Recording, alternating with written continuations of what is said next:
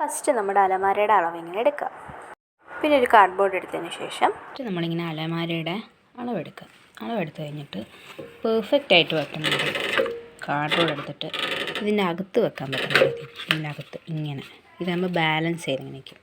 അകത്ത് വെക്കാൻ പറ്റുന്ന രീതിയിൽ ഇങ്ങനെ കാർഡ്ബോർഡ്. എന്നിട്ട് ഒരു എസ്തറ്റിക് വൈബിന് വേണ്ടിയിട്ട് നമ്മൾ ചാർട്ട് പേപ്പർ വെച്ചിട്ട് ഇങ്ങനെ കീറിയിട്ട് ഒട്ടിക്കാൻ പോവാണ്. ഒട്ടിക്കുക, ഒഴിക്കുക, ഇതിങ്ങനെ പ്ലേസ് ചെയ്യുക.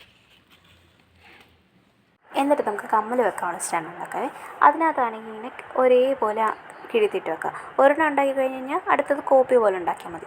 അതിനകത്ത് നടുക്കിങ്ങനെ കിഴുത്തിയിട്ടേക്കുന്നതെന്ന് വെച്ച് കഴിഞ്ഞാൽ അവിടെ ആണെങ്കിൽ നമ്മളിങ്ങനെ ഒടിക്കുമ്പം എന്ന് വെച്ചാൽ മടക്കുന്ന സമയത്ത് അത് മൊത്തത്തിൽ കീറി പോകാതിരിക്കുക, അല്ലെങ്കിൽ ഒടിഞ്ഞ് താഴെ വീഴാതിരിക്കാൻ വേണ്ടിയിട്ടാണ് നമ്മൾ അങ്ങനെ ജസ്റ്റ് മിഡിൽ പോർഷനിലൊന്ന് കട്ട് ചെയ്ത് കൊടുക്കുന്നത്.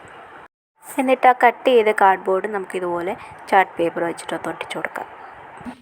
ഇതുപോലെ നാലെണ്ണം ഉണ്ടാക്കി വേണം. ഈ ഭാഗത്ത് പശ ഒട്ടിച്ച് കഴിഞ്ഞതിന് ശേഷം ഇതുപോലെ പ്ലഗ് ചെയ്യാം.